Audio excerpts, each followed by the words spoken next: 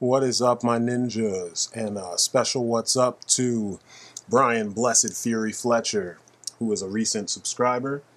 Um, man, you said a whole bunch of kind words, man. Thank you.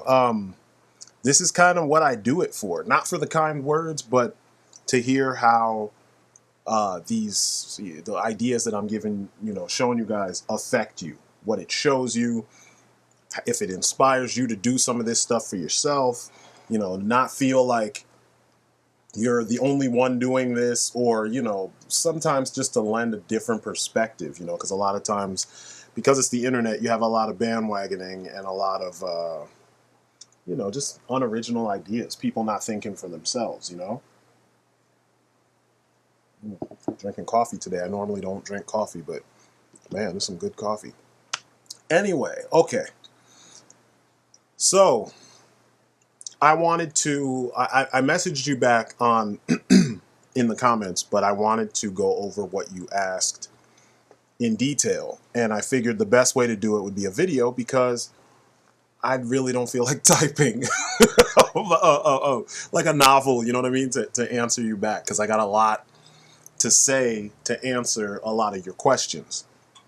So I'm just going to jump into it. So thank you though for the compliments on the video. This is what's going on in my head. This is what I've shown my sons. This is what me and my best friend used to do when we were kids. So this is an extension of that. It's an evolution actually of that. Anyway, the first thing you asked me was, do you ever feel, you know, do you feel weird being an older guy playing with toys? Even though I have kids, it is an excuse, but you said for you, the fact that we're, adults playing with toys, that's kept you from doing it. No, I don't feel weird, because my job is so stressful. I deal with adults a lot of times that they're all higher functioning adults. No one has, as far as I know, for the most part, they don't have mental illness. There's no excuse for some of the stuff they do. And I have to explain basics of everyday life to them. When you lose your job, sign up for unemployment. You know what I'm saying? Like, especially if you feel you were wronged, um, I work for the county in my county. So, I deal with all kinds of stuff. You can't, I don't know. There's just a lot of aspects to my job. It's really complex and really, frustrating. So when I come home, I want to lose myself in my family and other things. So when I get the opportunity to come up to the man cave and geek out and play with my Joes, it's nuts, because I just I lose track of time. You feel like you're going back to being a little kid for a little bit, and I don't feel ashamed of it. You know what I mean? Like a lot of collectors, especially the younger guys, they spend more time worrying about their collections and less time worrying about, like, the balance with your life. And like I did with video games, man. I was into girls. I went and hung out with the girls and did my thing, with the ladies, a little bit more than I played Street Fighter back in the day, because Street Fighter was it for me back in the day. I was a fighting game fanatic. So when it comes to collecting, I mean, I'm married. I love my wife. I love just being around her and whatnot. But I took care of all that stuff first, and she likes the fact that I'm a big kid, you know. So there's things that how do I put it? It's just there's a balance, and I try my best to maintain the balance. I've taken care of my grown up shit, so now I have time to go back and do my big kid shit. And I mean, who am I trying to impress? This is my house. It's my studio or man cave. Studio slash man cave. It's my Joes. I bought them all. You know what I mean? I work fucking hard as hell. You know what I'm saying? And I'm pretty sure you do too. So it's like, just do what you want to do. So if that works for you, if you feel like playing with your figures, I don't see any reason why you shouldn't play with them. They're your toys. You earned that. You know what I mean? So yeah, no, I don't feel weird being an adult playing with them. I don't feel like I'm separated from other adults because I do that. You know what I mean? And if you look around these days, there's a whole bunch of people posing as fans and collectors who didn't do this to begin with, but now they do it because it's mainstream and they're accepted and it's okay for them to do it. Shit, I'm gonna be one that I never stop doing it. You know what I'm saying? And also, I make comics. So like, well, I shouldn't say just comics. I'm an illustrator, but as of recent, I've been making comics. So a lot of this stuff ties into ideas I want to do. I want to do my own G.I. Joe thing, which is why I came up with Fenris Company. It wouldn't be G.I. Joe / Fenris Company. It would just be Fenris Company. You know what I mean? And then from that, we could build on it. And I have other teams that I came up with that I'll eventually introduce into the story. You know, were this to actually happen, but I'm writing that right now. So all these things that I'm showing kind of play into that. So I hope that answered the first. Second question, did you change the heads and bodies on the old series when you were a kid? You're talking about the old Joes. Hell yeah, I did. That's where this all started. Me and my best friend used to make up our own characters. Back then we only made one a piece. And then, like I didn't have a whole ton of Joes when I was a kid. So like I'd make one and then, he would break and then it'd be a while and then I'd get more Joes and then I'd play with them. And then eventually I'd be like, hey, let me switch stuff around and I'd make my own character. It was always a character of myself as a Joe. And I would use the pieces of the broken Joes to kind of, be the that Joe. And yeah, I did that a lot. It's now that I really got into it, really, really, really, really got into making my own characters because I understand how to do it better. And I understand how to do it to a level that I couldn't do back then. Also, we have better stuff at our disposal right now. Okay, number 3. Do you have any tips on putting together your own teams and storylines? Don't bite. A lot of people on the various Joe communities bite off of each other, so you see the same characters, the same customs, in the same situations over and over and over. You got zombies, you got post-apocalyptic stuff, you got just random like OCD troop builders. And when I say troop builders, I don't mean the figure, I mean people that troop build, and they just keep on biting off of other people and they never come up with their own shit. And then you have those who come up with their own shit, but it's so limited. They're just regular soldiers. They're just using G.I. Joe bodies and they don't push the G.I. Joe, in the characters. They push the Black Hawk down. They push the Hurt Locker, but they don't push the craziness that is G.I. Joe. Because G.I. Joe is crazy. That's the whole point of it being separate from the regular military. You kind of graduate from, the highest in the military, the regular military, to the Joes. You know what I mean? So yeah, think outside the box. Don't bite. Think about the fact that, understand what the Joes are and think about it. The Joes are super heroic soldiers. When I say super heroic, I'm talking one guy versus a couple tanks. You know what I mean? I'm talking one guy being worth a battalion. You know what I mean? Like they're that good. It's like all of them are like James Bond. You know what I mean? All of them are like, Jackie Chan or Jet Li or something. They're all that damn good where it's one of them or two of them versus the world. They're all like the Contra guys. That's why I was so inspired by Contra to make my team. They're all the guys who stand against impossible odds and come out on top. It's like Captain America without the powers. They're just highly skilled, well-trained, and they're a little crazy so they can deal with the shit that is coming at them. Because Cobra is always on the opposite end, so well-equipped, overly well-equipped, with crazy space-age weaponry and shit that it's like, how the fuck could a regular soldier beat them? But the Joes, they look like regular soldiers, but they do insane, crazy things, and that's what puts them a cut above the standard, soldier, the regular soldier. Now, as far as storylines go, it's up to you. I mean, think about things that haven't been done. Think about, what you normally see soldiers doing on television and in movies, and then flip it on its head, The best example I could give is Metal Gear. Metal Gear is as convoluted and crazy as Metal Gear is, it's the best example of taking the standard soldier lore and fare and putting them in situations that really fucking push the character to the umpteenth degree. You know what I mean? It doesn't have to be serious because we're not all writing novels and shit. You know what I mean? But it needs to be imaginative, you know? Take them in a different direction. Don't just redo everything that's already been done. Now, the fourth question is you asked, could we get more story videos with your Shadow team? He's talking about Shadowhammer and Fenris Company, which are amazing, by the way, especially your team. Thanks. Yeah, I'm actually working on this, and this has been it's almost like a running gag on my channel. I'm in various stages of these shorts with my Joes.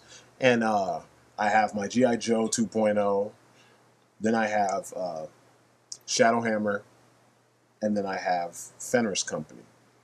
The Fenris Company one is the big, long film because I'm not really... I want to do a Joe film, but I figure the Joe stuff could work as a series of vignettes, which are little shorts that would show how Joes should be depicted in modern media. You know, we have Call of Duty, we have, you know, Battlefield, we have Medal of Honor, yet the Joes, you know, we have Metal Gear. Shit, we even have Captain America by now doing all this crazy stuff, and yet the Joes can't be represented on screen the right way. It's just weird. So yeah, those were ideas I had. I even have one that I never started, but I wrote it down. It was an idea that focused on some green shirts and some gray shirts. And it's kind of like,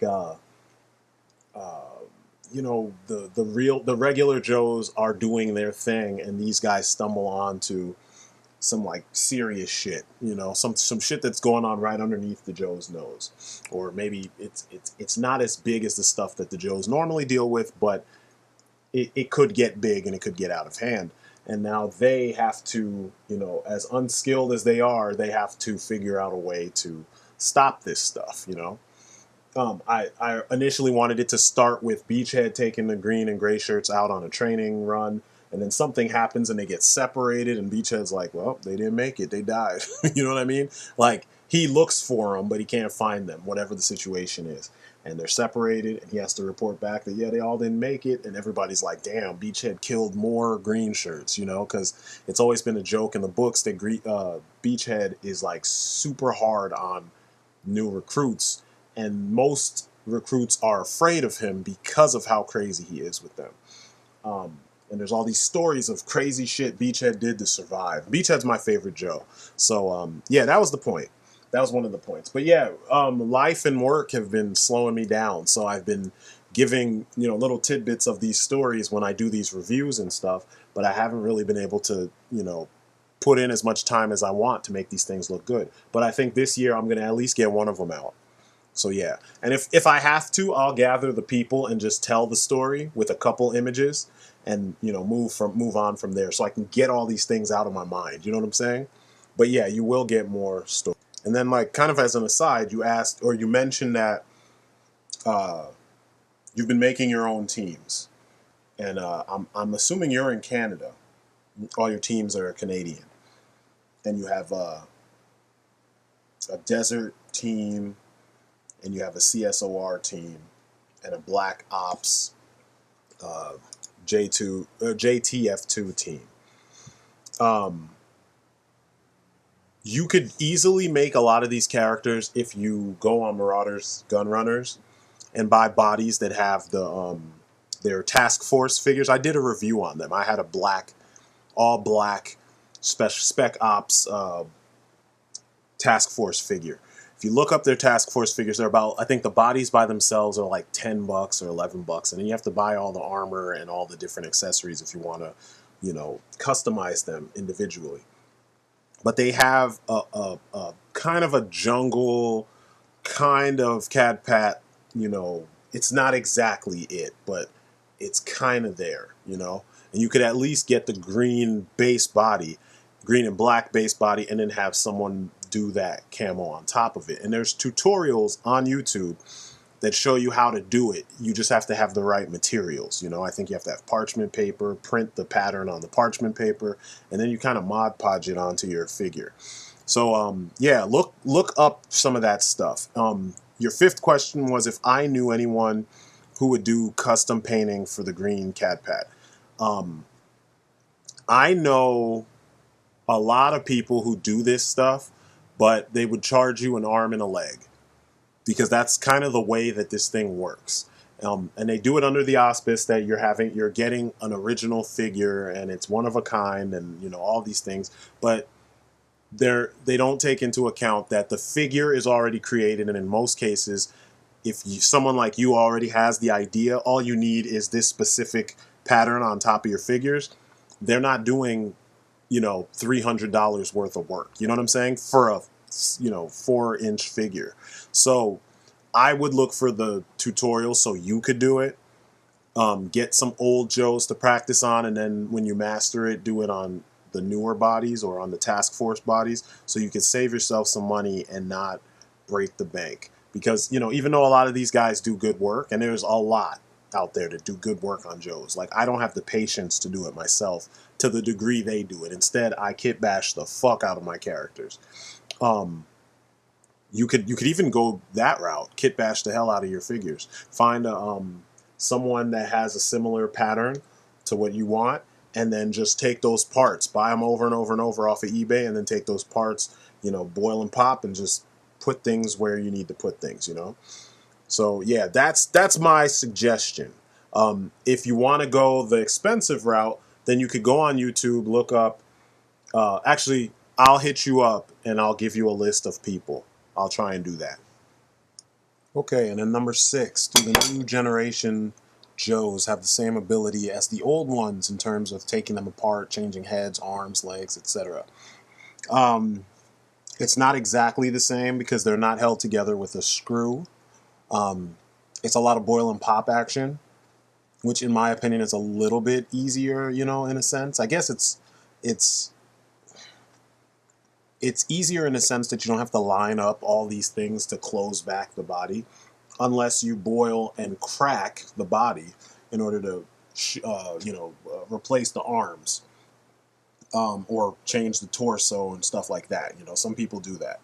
Then it's more complex. But when you just boil it and pull off the arms and pull off from the elbow, pull off the from the wrist, pull off the hands, you know, the knees, the blah blah blah, and all that. It's kind of easy. You know, all you need is some hot water. Dip your Joe in there, pull him out. He becomes real malleable, and then you just pull things apart from there. So I guess yes and no. To me, they're easier because back in the day, you had to have your screwdriver, you had to have your screws kept in the right place so you don't lose them. You had to perfectly line up pieces, otherwise you'd be struggling because, you know, when you put the chest down and you pull the back off and you pull the screw out, when you put the arms in, you got to make sure the peg fits perfectly, and sometimes it would shift, and yeah, it's not as complex. And plus, I kit bash, so I don't go as far as to take apart the entire torso. I just unscrew the legs and then pop the arms out of the upper, you know, the bicep, and then I replace, you know, and pop the head off. The head is on a ball joint. You could just pop that off, and then from there, I just mix and match the parts that fit the aesthetic that I'm going for. So it's not as difficult as, you know, dealing with all those other parts. So yeah, I hope I answered that one clearly. Number 7, you said, I was wondering, since my teams will be paramilitary in design and concept, would the gray M116 Shark plane, will it fit or will it look good with the Awe Striker? Oh, will it fit the Awe Striker or the Desert Striker? If so, how many and how many? If so, and if not, how many Joes? I did a review of the of that AC-130. I think you could fit. I don't think you can fit an Awe Striker. I know you can fit the Snarler Cycle, I know you can fit. There is a core and a True Heroes Jeep you can fit in there. I know you can fit, if you open the top, you can fit a the old school Vamp. You can fit it in there, but you can't drive it out of the ramp. Now, if you fit any of those vehicles in there, you can fit 2 Snarler cycles. So if you put those 2 in there, you can only have like 4 or 5 Joes in the body of the plane. If you put like just a cycle without the sidecar, you could probably fit 4 of those in there and then still have room for like 8 Joes, you know? If you don't put any vehicles in there, you can fit, oh man, 12 or 14 of them, you know?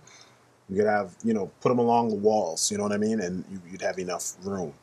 Some people have even went so far, like my homeboy Articulated Comics, he redid the inside of one of his so that he had seats, more seats, you know what I mean? And there was more space for them to sit. He also had the foil in the roof. He had the the air masks, or the, you know, the oxygen masks. He also removed, he cut a hole in there and put the gun sticking out of the side as opposed to that long antenna sticking out of the front. So I mean, there's options depending on how much you want to do to the thing. But yeah, I don't know about the Awe Strikers. I think you could possibly fit 1 inside of there. I don't know. I was never a big fan of the Awe Striker. Um, I always thought it was kind of, I don't know, it just was goofy to me. So I have a True Heroes, you know, more real world looking version, which I like better because it looks tougher. The Awe Striker always looked like it was a couple steps from falling apart, the way it was all sunken in and stuff. But anyway, that's just, you know, my thing. So it's about 12 in the body, and then you can fit 3 in the front in the cockpit. I just have 2 because it's so big. You know, obviously pilot, co-pilot. You know, so yeah, that's that. Um, yeah. Lastly, do you mind, or would you allow for a Canadian connection to your Joe verse? I'm sorry. My team would be called Canadian Special Operations Regiment, aka CSOR, with Black Ops guys being JTF2, based on our system up here. Um, yeah, I wouldn't mind that. I would definitely make a Canadian, some Canadian characters. That'd be dope. Um, I actually have a character that I could actually do that with right now. It's my it's Alpha Wolf. He was the first member of Fenris Company in the past. He's an older soldier who kind of, he disappeared, and then he kind of goes, I don't want to say rogue because there's a twist that just by talking about it, it's like I'm giving away all this information. But you know, he goes through some stuff, and then he you know, fights against the team, and then, you know, maybe he might team up with them, but he kind of is on his own side based on things that he's seen and been through. So I could make him Canadian. I haven't done his his entire dossier. So yeah, I would love to do that. I actually have another character too. She hasn't debuted yet, and she could easily be part of one of the Canadian team. And remember, I said earlier that I have other units that, if I was making my own GI Joe from scratch based on and it's Fenris Company, and I'm building outward from there, then of course, yeah, I would have my Canadian team. I would have my UK team. I would have a South American team. Because yeah, Argentine and Brazilian special forces, no joke, no fucking joke. Especially some of the law enforcement divisions in Brazil, no joke. No joke whatsoever. So I would want to have like those kind of people represented, because you don't get that in GI Joe. I mean, you get a lot in GI Joe as far as cultural representation. You know, they kind of span the globe, But, you know, it's been kind of weird where, like, there are times where they do it right, and there are a lot of times where you're like, why the fuck did they do that? Or why didn't they do this? You know what I mean? So, yeah, I wouldn't have any problem with that at all. So, yeah. I hope I will get around to that, and I will definitely let you.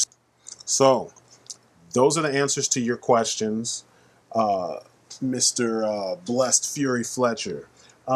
Now, what I want to add to it too is, you know, we are we're kind of geeks when we're geeks when it comes to this stuff. So having an outlet where you can actually freely visualize this stuff, you know what I mean? It's a better outlet than smoking. I mean, some people smoke. Whatever, you do what you do. You can smoke and collect too, but you know, smoke kind of jacks up some of your figures over time. Um, so and it's just not healthy. So you know, it's better to have a collection, you know, and collect with some kind of conscience and some kind of end in sight. You know, I wanted a decent amount of things. I wanted more villains, more Cobras than Joes, and I have that in spades. I wanted certain vehicles for the Joes because I always thought these things would be vehicles that the Joes would use. So when I was collecting over the last couple of years, or several years, well, last 5 years, I went and I sought out those specific things for the specific use that I had in mind. The same goes for Fenris Company. It took a while for me to find parts and things that I wanted so that it could actually fit what I wanted to do with that team. So now that I've done that, it's a little bit easier for me to now you know, play with them how I want to because I had an end in sight. I knew what my goal was. You know, a lot of collectors, when it comes to Joes and stuff, they just collect for the sake of collecting, and it's like a spectacle because they take pictures and they let people know I have all this shit. Look what you couldn't get, you know. And sometimes I'm like, that just, I understand their goal was to have a million of something, you know what I mean? But that's excessive, you know. I gave props to Toy Galaxy because his saying is, you know, keep an eye out for these guys, and if you see two, leave one for the other guy or for the next guy. That's the way it should be. You know what I'm saying? So going back to my point, though, my beginning point is collect with some kind of goal where you know what your team needs. You know, find unique vehicles that will fit the needs of your team so that it separates them from, you know, what you're used to seeing with the Joes. You know, like I made sure to stay away from buggies and shit. I didn't like, I'm not as big of a fan of the 25th anniversary stuff. So I have like 3 or 4 25th anniversary figures.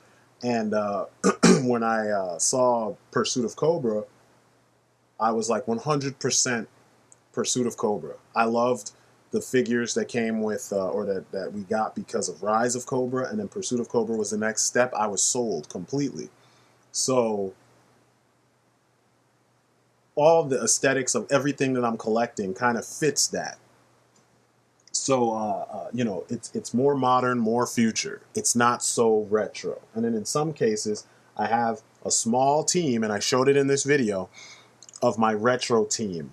They're kind of like my like a wild pack, you know, that were my early Joes, and they're the ones that, you know, when GI Joe was just getting to the point where they were slowly expanding, you know, like past the 13, these are the guys that joined because I never had the OG 13. That's probably the one thing that I will at some point go back and do, and it'll be a mixture of 25th anniversary figures and Resolute figures, because there's a couple Resolute figures that I don't have, which are Beachhead, um, Stalker, and then all the Cobras. All I have is Cobra Commander. I have the variant with the red and black suit.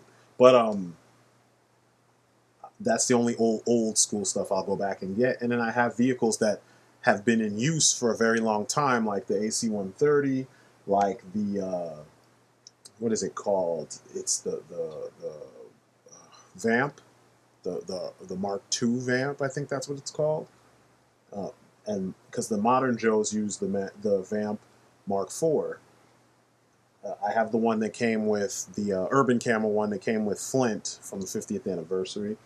And then there's like a handful of other things. So anyway, what I'm saying is, build it up the way that in a way that makes your team stand out. Like my team uses a KO tank because I'm not a big fan of tanks. I know tanks can be fast, but they're kind of lumbering and kind of, if you're crazy enough, there's real easy ways to deal with it. I used to play a lot of mercenaries too, so I saw that animation a lot. So in my mind, anybody in the Joe verse that's crazy enough to take on a Joe or crazy enough to take on Cobra would be crazy enough to actually be able to deal with the tank, swinging on the barrel and, you know, uh, uh, dropping grenades inside the hatch. So a KO tank made more sense. My guys are crazy, so they're not going to have as much, they're not going to have as much cover, but they're going to be freaking shelling the whole area. You know what I mean? It'll be like 5 of them in there, 2 in the back, 1 driving, 2 on the sides. You know what I mean? So they'll make sure that they're laying down as much fire as possible. And the thing's going to be fast because it's smaller, heavily armored, but it's smaller than the rest. So it's something unique. You know what I'm saying? You never see KO tanks with the Joes. You see modified like go-karts with tank guns on them. You know what I mean? You see that kind of stuff, but you don't necessarily see the KO tank. Same thing with some of the more futuristic stuff, like the Mace, which is the forerunner from Tron Legacy. I just thought if I was going to make vehicles for my team, they would be more on the futuristic side because Weaponsmith builds the vehicles. That's what I made him for. He was one of the people on the Joe team that built Joe vehicles. So a lot of the modern shit he was responsible for, or at least partially responsible for. There's going to be a couple vehicles that I'm going to give him the credit for in my Joe-verse. So he built a lot of their weaponry, or he modified a lot of their weaponry to do the things that it does. So, having, things like AT fields and gravity engines and, what else? Special booster engines like, what's the word? What's the phrase? There's a phrase for it. But like, futuristic booster engines so they can achieve speeds that no current military weaponry or vehicles can reach. That's all stuff that I want to be, a trademark of my team, So I chose things that look like they could fit what I want them to do. So, all I'm trying to say is that's what you should look for with your team. Find a unique angle. Maybe your team is an armor division, so everything they use is fucking amazingly armored and can take so much punishment, but they carry the heaviest weaponry, so they have lots of guns, heavy armor. It's not about strafing and dodging so much. It's about like walking in and just overwhelming the enemy with freaking ridiculous firepower. You know what I mean? Maybe that's their goal. Maybe their goal is swift infiltration, so they're in and out before anyone even knows they were there. So all their gear would be geared towards speed and accuracy and stealth. You know what I'm saying? So there's all these different directions you can go with it. And these are the things that I always talk about that people don't do typically online. There's a handful of guys online that I love looking at their stuff because they actually do this. They find like an angle and they work that angle with their characters. And that's dope. To me, that's what it's for. If you're going to customize and make your own people, then that's what you do. Because every team is different. And then there's the majority who do the same shit. They all do the same shit. And that gets boring, I mean, yeah, on Facebook, all the others who do the same shit, they like all that shit. But I mean, like, if you really want to stand out, you look for something, some angle that you've never seen everybody else do. You know what I'm saying? So and don't feel weird about the whole like you're grown and you're playing with your figures. I mean, grown men create this stuff. You know what I mean? Could you imagine if this was your job? You get to write these stories and then another guy actually fabricates the characters, Come on, that would be like the best job ever. I don't think I would ever get tired of this stuff because every day I get to create you know, fucking scores and scores and scores of characters that are going to turn into figures, and I'm going to actually get to own those things. You know what I'm saying? So like, yeah, don't feel bad. There's nothing wrong at all. Even if I didn't collect, I would never, you know, attack. Now let's be real though. If all you did as an adult was stay home and play with your action figures, and you never ever ever did anything else, never been in a relationship, never had a real job, never, you know, got to experience, you know, dates and club life and bar life and, you know, just stuff, random stuff. It doesn't have to be all those specific things, but you never experienced relationship stuff. You never experienced a real job. You never experienced nightlife. You never experienced, like, you know, dates and such like that. Then you're missing out. You know what I mean? And that's when people, if you criticize, I get it, but you don't strike me as that person. So, you know, if this is just something you do, it's a hobby, then there shouldn't be anything wrong with that. People are allowed to have hobbies, you know. Some people have weird hobbies, and this is not that weird in the grand scheme of things. You know what I'm saying? So, yeah, don't, you know, fuck what other people have to say about this as a hobby. You know what I mean? Because there's way worse things you could be doing. And if you collect responsibly, you don't even break the bank. Most of the Joes that, you know, fit what you've been talking about. You want green shirts. They're easy to find. They're not that expensive. And if you want like a bunch of green shirts that you can customize, eBay always has auctions where people are selling them in groups. So feel free, you know what I'm saying? That'd be the best way to do it. They sell them in like packs of 5 sometimes, and sometimes you get them in packs of 9, coming out of Hong Kong because someone made their own casts or something like that, or someone came across an old shipment of them. You know what I'm saying? Like it's all out there, and it's not going to break the bank. So those are just things to think of. I hope that I helped and I was able to answer all your questions in a way that makes sense, you know, because I ramble, because my thoughts are just so random sometimes. But I always try to come back to what it was I was trying to say in the first place. I hope this wasn't too long. I like to talk to my my ninjas like you're sitting right next to me, and I know if we were right face to face, we would just geek out, and this would have been a 4-hour video. So you know, I hope it's not too long. I've heard some people bitch about the time. Actually, it's been a very, very minute few, because my ninjas were the ones that told me to make the longer videos. They were like, we like it when you go into detail about stuff. So I started doing that. So I hope this, you know, works for you. And that's about it. Stay on the lookout for new stuff, man. I'll have some new, I actually was just talking to ODC, that's me, about going back and reviewing some of the Joes that I haven't, you know, reviewed.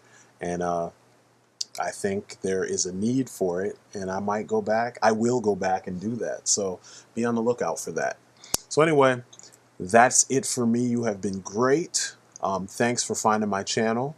Thanks for all the uplifting conversation. It's good. It's so good to get this kind of convo in the comments section. You know, I keep it like this in my comment section, but you went, you know, the extra and gave me more to talk about, and had some real questions. I mean, some people ask good questions, but you ask some good ones that I think a lot of other people could benefit from hearing this conversation. You know what I'm saying? Because a lot of people have second thoughts about being a collector and having this stuff and playing with this stuff and justifying what you do. It's what you want to do. I mean, you play with video games. A video game system's a toy. You know what I'm saying? Like, most people do that. So if we can play video games and not get looked at as weird, then why can't we play with our action figures, you know, to the degree that we do? You know what I'm saying? So anyway, that's it for me. You've been great. I will catch you on the next video. Thanks again. Peace outside.